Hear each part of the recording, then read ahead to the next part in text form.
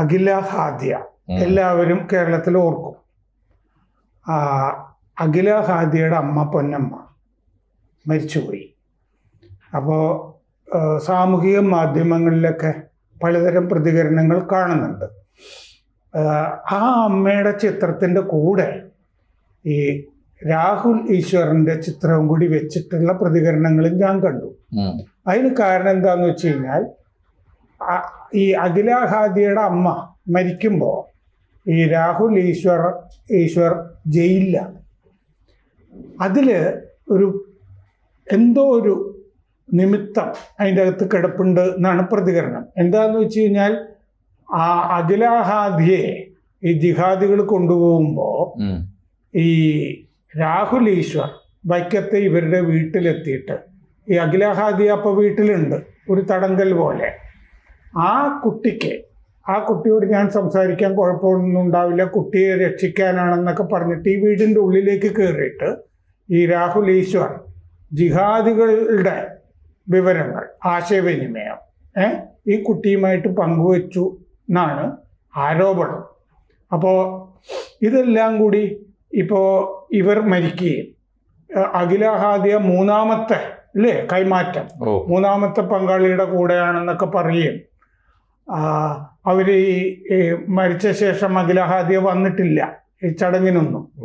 അപ്പോൾ ഈ മൊത്തത്തിൽ ഈ ജീവിതം എന്ന് പറഞ്ഞു കഴിഞ്ഞാൽ ഒരുപാട് ആകസ്മികതകളും ദുരന്തങ്ങളും എല്ലാം കൂടി ഉൾച്ചേർന്നതാണല്ലോ. ഞാൻ ഈ പറഞ്ഞ ഈ 3-4 കാര്യങ്ങൾ ചേർത്ത് വയ്ക്കുമ്പോൾ മാഷിന് എന്താണ് പ്രതികരിക്കാൻ തോന്നുന്നത്? അല്ല, ഒന്നാമത്തെ കാര്യം, ഒരു പെൺകുട്ടി, ആൺകുട്ടിയാവട്ടെ പെൺകുട്ടിയാവട്ടെ, തൻ്റെ അമ്മ മരിക്കുമ്പോൾ അവരെ വന്ന് കാണാൻ തോന്നാത്ത ഒരു മനസ്സുകൊണ്ട് ഭൂമിയിൽ ആർക്കാണ് എന്താണ് പ്രയോജനം? അങ്ങനെ കാണാൻ തോന്നാത്ത ഒരു സാഹചര്യത്തിലേക്ക് അവരെ എത്തിച്ചത് ഏതെങ്കിലും ഒരു മതമാണെങ്കിൽ, ഏതെങ്കിലും ഒരു പ്രത്യയശാസ്ത്രമാണെങ്കിൽ, ഏതെങ്കിലും ഒരു വിശ്വാസമാണെങ്കിൽ, ആ വിശ്വാസം കൊണ്ട് ഭൂമിയിൽ ആർക്കാണ് പ്രയോജനം? ആലോചിച്ച് നോക്കൂ. ഇപ്പോൾ ഇവർ ഇസ്ലാമിലേക്കാണ് പോയി എന്ന് പറയുന്നത്. കണ്ണീർ പുഴ ഒഴുക്കുന്ന ഒരു മതം കൊണ്ട് എന്ത്? അതാ, തീർച്ചയായിട്ടും. ഇപ്പൊ ഇസ്ലാമിലേക്കാണ് ഇവർ പോയി എന്ന് പറയുമ്പോൾ ഒരു പ്രധാനപ്പെട്ട കാര്യം, ഈ കൊണ്ട് നടന്നിട്ട് ഈ പെൺകുട്ടിയെ മാറി മാറി കൈമാറ്റം ചെയ്യുന്ന, അല്ലെങ്കിൽ ഇവിടുന്ന് അമ്മയുടെ അച്ഛൻ്റെയും സ്നേഹത്തിൽ നിന്ന് അവരെ പറിച്ചെടുത്ത് കൊണ്ടുപോയിട്ട് വേറെ ഏതെങ്കിലും വിദേശ രാജ്യത്ത് ഭീകരവാദികൾക്ക് കൂട്ടിയിരിക്കുന്ന ഒരു മതം, അതിനെ മറ്റെന്ത് പേര് വിളിച്ചാലും എനിക്കറിഞ്ഞൂടാ. അതിനെ മതം എന്ന് വിളിക്കാൻ പറ്റുമോ, ഇസ്ലാം എന്ന് വിളിക്കാൻ പറ്റുമോ, അതിനെ ആത്മീയത എന്ന് വിളിക്കാൻ പറ്റുമോ? ഒരു പ്രധാനപ്പെട്ട ചോദ്യമാണ്. ഇസ്ലാം ആണെങ്കിൽ നിങ്ങൾ സ്വർഗം തേടി വേറെ എവിടെയും പോകേണ്ടതില്ല. ഏറെക്കുറെ എല്ലാ ദർശനങ്ങളും ഇത് പറഞ്ഞാണ്. സ്വർഗം തേടി നിങ്ങൾ വേറെ എവിടെയും പോകേണ്ടതില്ല, അമ്മയുടെ കാൽച്ചുവട്ടിൽ അതുണ്ട്, മാതൃസേവ നടത്തിയാൽ മതി എന്ന് പറഞ്ഞിട്ടുണ്ട് മതം. അത് കാണാൻ നേരമില്ലല്ലോ, അത് കാണേണ്ടതല്ലല്ലോ കാണുന്നത്.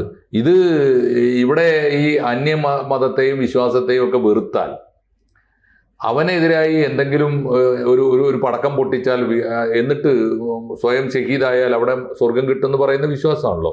ആ വിശ്വാസത്തിൽ ഈ കുട്ടി അകപ്പെട്ടു പോയ ആ അഭിശപ്തമായ നിമിഷം ഉണ്ടല്ലോ, ആ നിമിഷത്തെയാണ് ഇപ്പൊ ഇതിന് സാക്ഷിയാകുന്ന നമ്മളൊക്കെ സത്യത്തിൽ ശപിക്കേണ്ടത്. വല്ലാത്തൊരു നിമിഷമാണത്. ഒന്ന്. രണ്ടാമത്തെ കാര്യം, ഈ കുട്ടി ഇപ്പൊ പോയിട്ട് എന്താണ് നേടിയത്? സ്വസ്ഥമായൊരു ജീവിതം. പ്രണയത്തിൽ പെട്ടുപോയി. ഇപ്പൊ അങ്ങനെ ഒരു പ്രശ്നമുണ്ടല്ലോ, പ്രണയിച്ചു പോയി, 2 ആത്മാവുകൾ തമ്മിൽ ഒന്നായിപ്പോയി. പിന്നെ എൻ്റെ പങ്കാളിയുടെ വിശ്വാസവും മതവും ഒന്നും എനിക്ക് പ്രശ്നമല്ല, അവന് വേണ്ടി, അവൻ്റെ ഇഷ്ടത്തിന് വേണ്ടി ഞാൻ മാറുന്നു എന്നാണെങ്കിൽ അത് അവിടെ കൊണ്ട് അവസാനിക്കണ്ടേ? പ്രണയമൊന്നും അല്ലായിരുന്നല്ലോ. തീർച്ചയായിട്ടും പ്രണയമില്ല സാർ. പ്രണയമുള്ള ഒരാൾക്ക് മതം എങ്ങനെയാണ് വിഷയമാകുന്നത്? ദൈവം എങ്ങനെയാണ് വിഷയമാകുന്നത്? മതം മാറ്റം എങ്ങനെയാണ് ഒരു ആവശ്യം? ആദ്യം ഈ കുട്ടിയെ ഈ മസ്തിഷ്ക പ്രക്ഷാളനം ചെയ്യുകയാണ് ചില സഹപാഠിനികൾ, അല്ലേ? അങ്ങനെയാണ് ആ കഥ എന്റെ ഓർമ്മയിൽ വെക്കുന്നത്.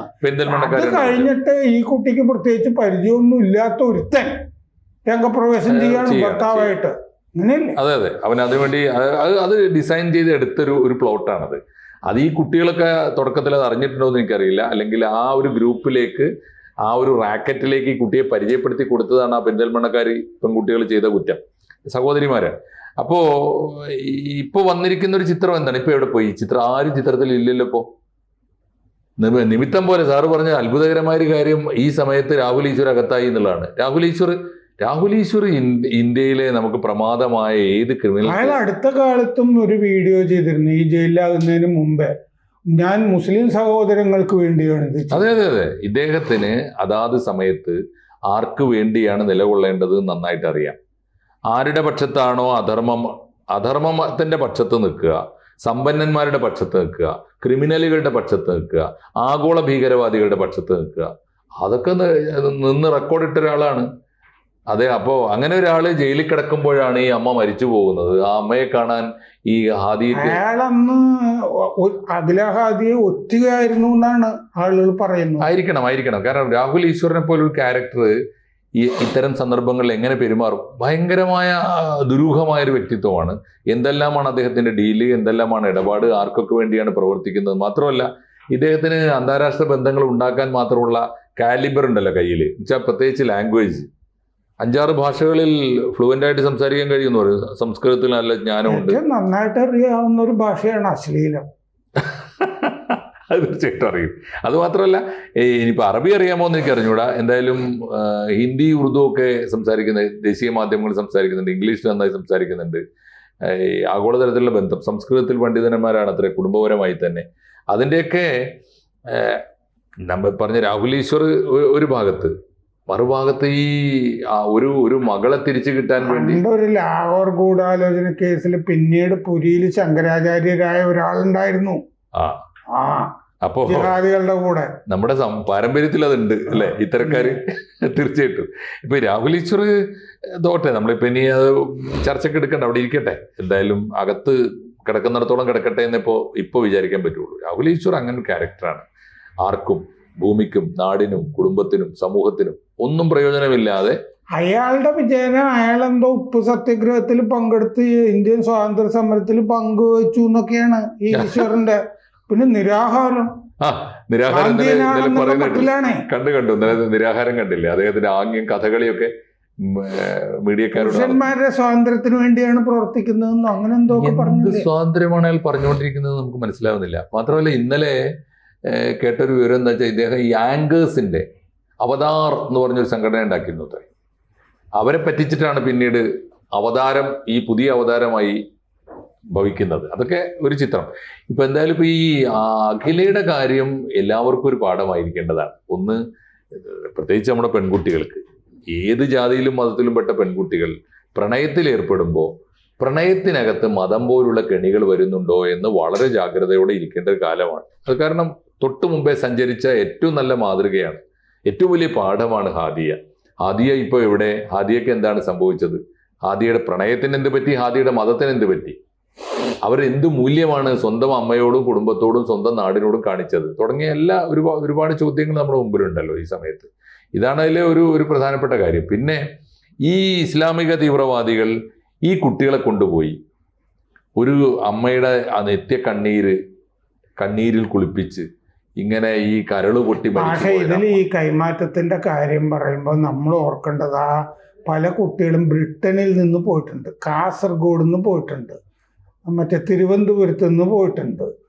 എന്നിട്ട് ഇവരെല്ലാം പോയിരിക്കുന്നത് സിറിയയിലൊക്കെയാണ് എത്തിപ്പെട്ടിരിക്കുന്നത് അല്ലേ. എന്നിട്ട് അവിടെയും ഈ കൈമാറ്റങ്ങളല്ലേ നടന്നുകൊണ്ടിരിക്കുന്നത്. ആ ബ്രിട്ടനിൽ നിന്ന് പോയ ഒരു 15-16 വയസ്സുള്ള ഒരു പെൺകുട്ടിയുടെ ഭയങ്കര കണ്ണീരിൽ കുതിർന്ന കഥയാൻ വായിച്ച എത്ര ജിഹാദികളാണ് ആ കുട്ടിയെ പിച്ച് ചീന്തിരിക്കുന്നത്. അല്ല, അത് ഇത്തരം തീവ്രവാദികൾക്കൊക്കെ ഈ പെൺകുട്ടികളെ കീപ്പായി ഇവരുടെയൊക്കെ ഒരു രീതി അങ്ങനെയാണല്ലോ. ഇപ്പോൾ താലിബാനെ കുറിച്ച് അത്തരം ആരോപണങ്ങൾ ആംനസ്റ്റി ഇന്റർനാഷണൽ റിപ്പോർട്ടിലൊക്കെ ധാരാളമായിട്ടുണ്ടായിരുന്നു. താലിബാന്റെ ഒന്നാം താലിബാൻ, ഈ ഇപ്പോഴത്തെ താലിബാൻ, അധികാരത്തിൽ വന്ന താലിബാൻ അല്ല, അതിനു മുമ്പ് നജീബുള്ളക്കെതിരായി അവിടെ ഫൈറ്റ് ചെയ്തുകൊണ്ടിരുന്ന താലിബാൻ ഇതാണ് ഇവരുടെ ഏർപ്പാട്.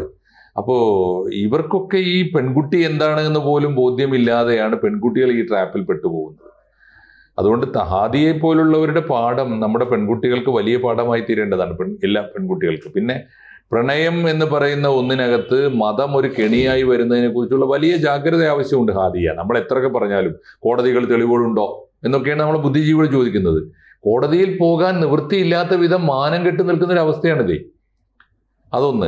ഈ ഇസ്ലാമിനെ കുറിച്ച് തന്നെയുള്ള ഇവരുടെ കാഴ്ചപ്പാട് എന്താ? പ്രവാചകന്റെ എന്തോ മഹത്തായ കാര്യമാണ് ഈ മതം മാറ്റം, ഒരു ഹിന്ദു കുട്ടിയെ ഇങ്ങനെ കൊണ്ടുപോയത് എന്നൊക്കെ വിചാരിച്ചിട്ട് അന്നൊരു വക്കീലിന് കൊണ്ടുപോയി ജമാഅത്തെ ഇസ്ലാമിക്കാർ കൊടുത്തത് 77 ലക്ഷം രൂപയാണെന്നൊക്കെ വന്നിരുന്നു തുടങ്ങിയത്. ഈ കാശിനൊക്കെ എത്ര നല്ല കാര്യങ്ങൾ സ്വന്തം ചെയ്യാം സാറേ. പക്ഷെ ഈ കാശ്, ഇതിനു വേണ്ടി മാത്രം വരുന്ന കാശ് ആണ് ഈ കോടികൾ വലിയ തോതിൽ വരുന്നുണ്ട്. ഈ അന്താരാഷ്ട്ര മതപരിവർത്തന ലോബി എന്ന് പറയില്ലേ, അതാണല്ലോ, അതിന്റെ ഭാഗമായിട്ടാണല്ലോ ഈ മാധവിക്കുട്ടിയുടെ ഇഷ്യൂ ഒക്കെ നമ്മൾ ഉന്നയിച്ചു കൊണ്ടുവരുന്നത്. അതിന്റെ ഏറ്റവും വലിയ ഒരു എപ്പിസോഡാണല്ലോ അത്. ഞാനിത് എന്റെ മനസ്സിൽ പെട്ടെന്ന് വന്ന പേര് ഷൈഖ് മുഹമ്മദ് കാരക്കുന്ന്. അതെ, ഷെയ്ഖ് മുഹമ്മദ് കാരക്കുന്ന് ഇതിനെ പരസ്യമായി ന്യായീകരിക്കുന്ന ഒരാളാണ്. മാത്രമല്ല ജമാഅത്തെ ഇസ്ലാമിക്ക് പ്രൊഫസർ KM റിയാലു, നമ്മൾ ചർച്ച ചെയ്തിട്ടുണ്ട്. ഈ KM റിയാലു മുഖേനയാണ് ഇവർക്ക് വലിയ ഫണ്ട് അദ്ദേഹം തന്നെ എഴുതി വെച്ചിട്ടുണ്ട്.